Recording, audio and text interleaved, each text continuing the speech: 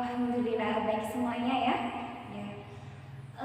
Untuk mengawali pelajaran hari ini kita berdoa terlebih dahulu ya. Monggo ketua kelasnya Mas Reza silakan dipimpin. Berdoa mulai.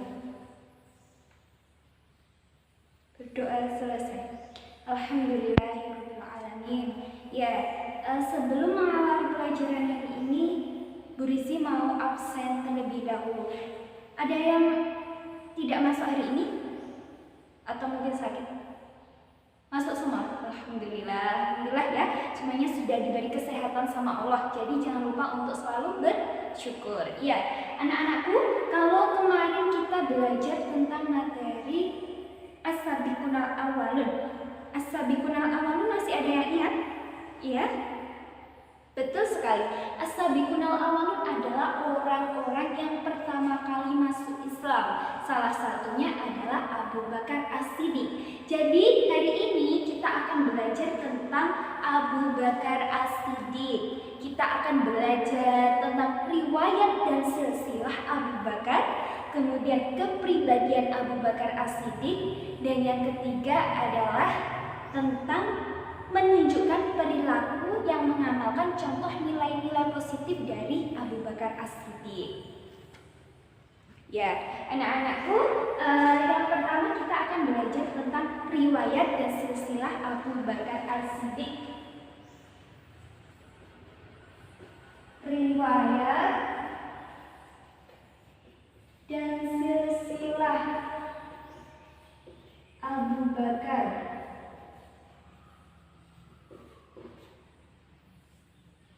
Ya, Abu Bakar As-Siddiq ini adalah seorang sahabat yang sangat dekat dengan Nabi Muhammad SAW. Nama lengkapnya adalah Abdullah bin Abi Quhafah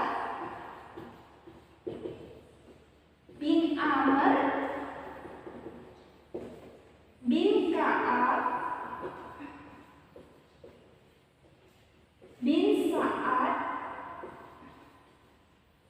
bin Ta'il bin Murrah bin Ka'ab bin Luay bin Ghalib Al-Quraisy At-Tamimi. Lah, anak-anakku, sebenarnya kenapa kok namanya sepanjang ini ya? Kan namanya Abdullah bin Abi Quhafah. Lalu kenapa kok dinamakan Abu Bakar As-Siddiq? Lah, mengapa Abu Bakar As-Siddiq itu sekarang dipanggil dengan Abu Bakar As-Siddiq? Itu karena panggilan dari Nabi Muhammad SAW. Jadi Rasulullah SAW itu menikah dengan putrinya dari Abu Bakar As-Siddiq yang bernama Aisyah. Kemudian beliau memanggil Abdullah bin Abi Quhafah tadi dengan sebutan Abu Bakar. Lalu Abu Bakar ini memiliki julukan Atiq dan As-Siddiq. Atiq berarti tampan atau suci. Dikatakan tampan karena beliau memang mukanya sangat tampan. Lalu dikatakan suci karena waktu zaman jahiliyah dulu Abu Bakar As-Siddiq ini tidak pernah sekalipun minum khamar. Jadi beliau terjaga akan kesuciannya. Jadi dijuluki dengan Atiq. Atiq artinya tampan dan suci. Lalu kenapa dijuluki As-Siddiq?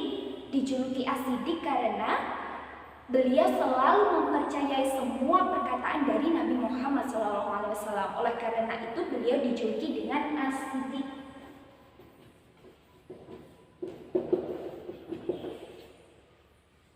Kemudian yang kedua masuk ke kepribadian.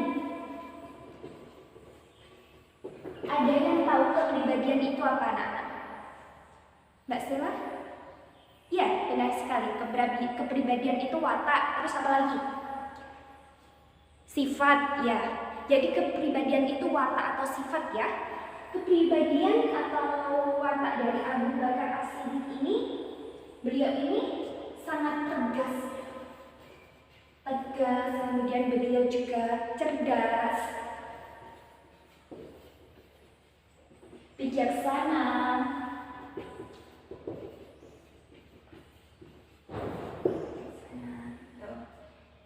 Jadi karena beliau memiliki sifat yang cerdas, bijaksana, jadi Abu Bakar As-Siddiq itu sangat mudah menerima ajaran dari Nabi Muhammad, yaitu ajaran Islam. Kemudian masuk yang ketiga, tentang perjuangan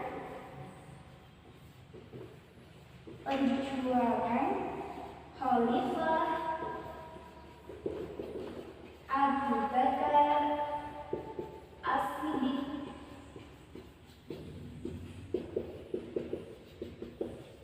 Yang pertama perjuangan beliau itu yaitu menyadarkan kaum-kaum yang murtad. Menyadarkan kaum murtad dan nabi palsu.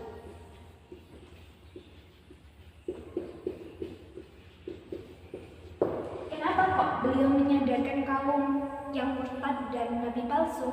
Jadi begini anak-anakku semuanya. Dulu setelah meninggalnya atau wafatnya Nabi Muhammad SAW, banyak orang yang akhirnya keluar dari Islam. Keluar dari Islam berarti mereka murtad. Kemudian banyak juga yang mengaku-ngaku menjadi seorang nabi. Padahal nabi terakhir seperti yang kita ketahui sekarang bahwa nabi terakhir itu adalah Nabi Muhammad SAW. Tapi pada waktu itu banyak yang mengakui bahwa dirinya itu sebagai nabi. Akhirnya Abu Bakar As-Siddiq menyadarkan kaum-kaum yang murtad tadi. Karena selanjutnya adalah yang nomor 2, menyadarkan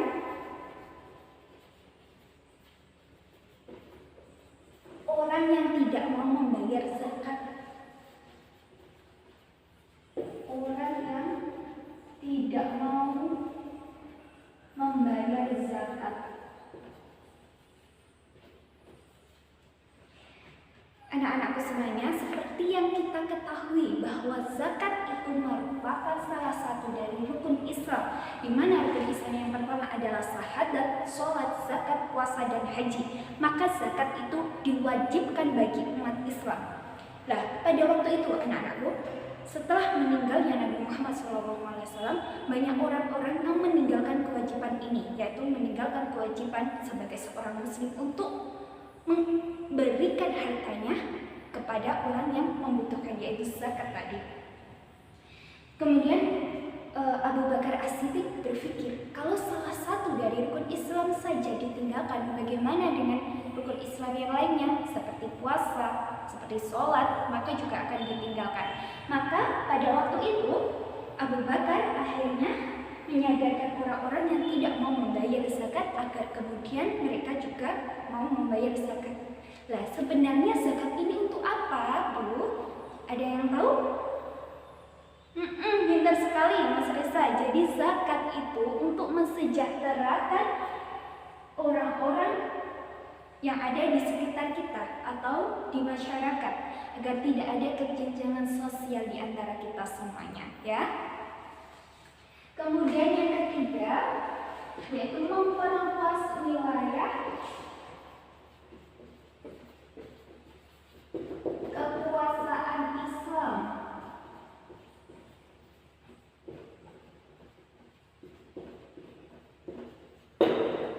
Memperluas wilayah kekuasaan Islam. Jadi Abu Bakar As-Siddiq waktu itu memutuskan untuk memperluas wilayah kekuasaan Islam. Untuk apa? Agar Islam bisa berkembang lebih pesat. Kemudian masuk yang keempat, yaitu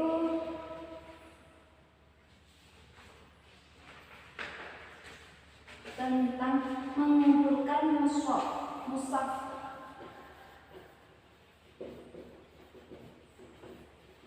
Mengumpulkan mushaf Al-Quran.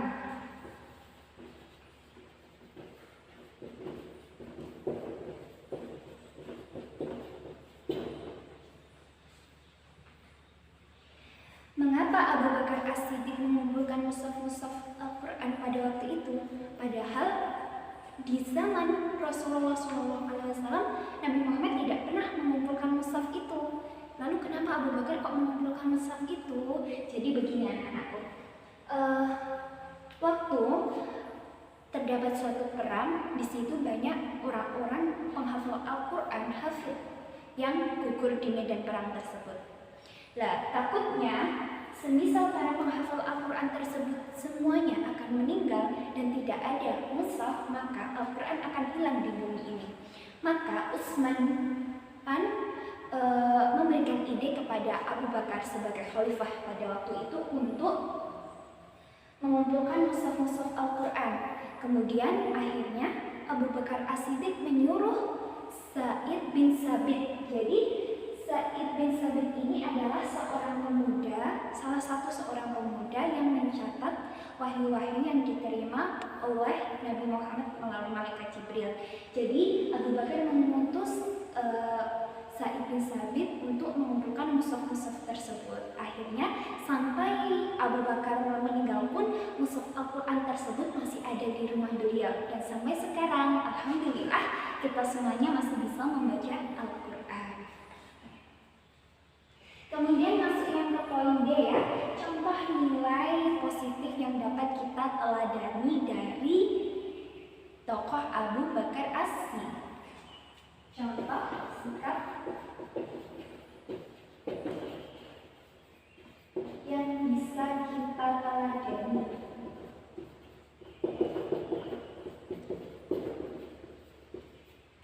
Yang pertama adalah rendah hati dan peduli.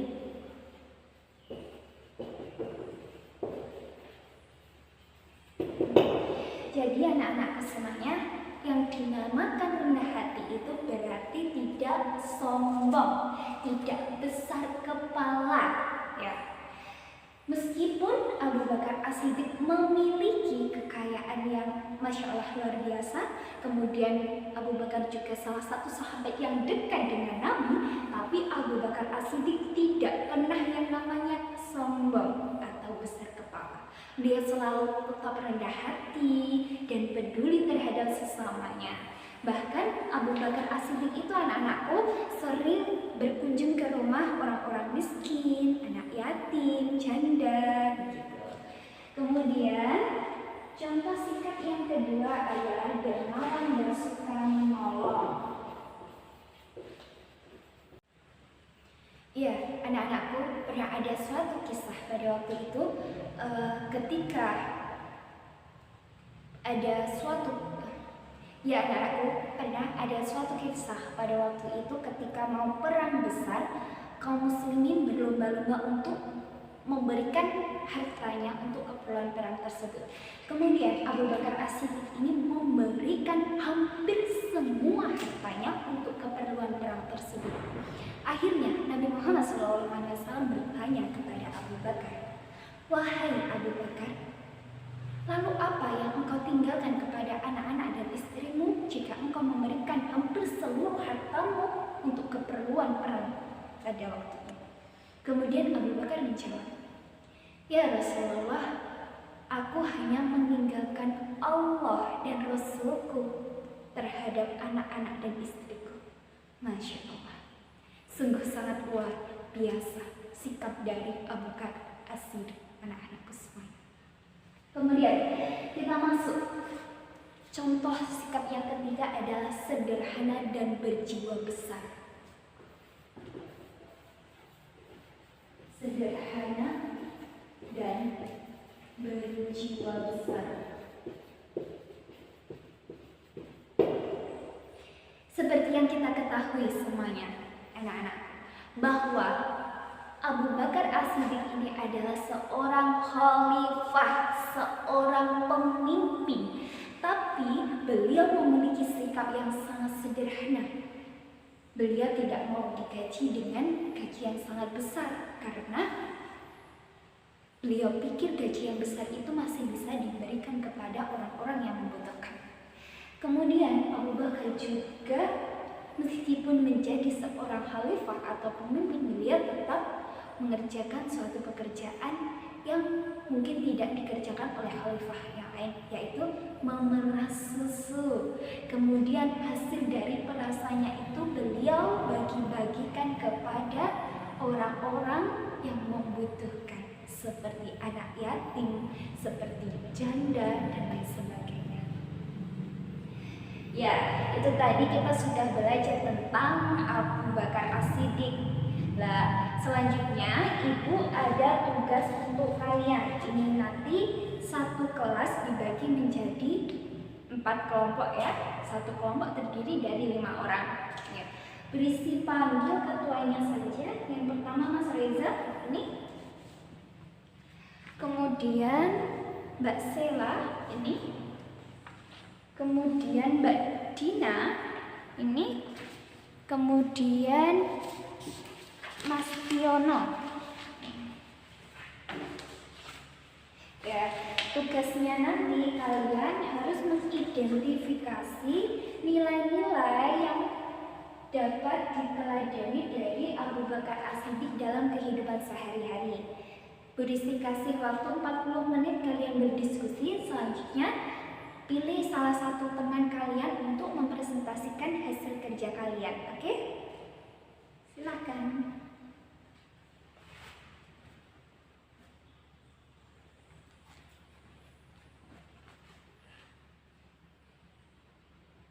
Ya, udah 40 menit ya anak-anakku. Sekarang silahkan perwakilan kelompok 1 maju. Apa?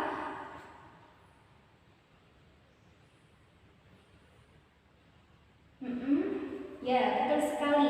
Jadi, salah satu contoh sikap yang bisa kita teladani dari Abu Bakar As-Siddiq dalam kehidupan sehari-hari adalah yang pertama, membantu, kedua orang tua, betul. Kemudian memberi jajan atau makanan kepada tetangga. Ya, terima kasih kelompok 1. Beri aplaus yang meriah untuk kelompok 1 anak-anakku. Ya, itu tadi presentasi dari teman-teman kalian. Sekarang kita akan menyimpulkan pelajaran yang sudah kita pelajari hari ini. Yang pertama, kita tadi telah mempelajari silsilah dan riwayat Abu Bakar As-Siddiq. Kemudian yang kedua, kita mempelajari tentang kepribadian Abu Bakar As-Siddiq.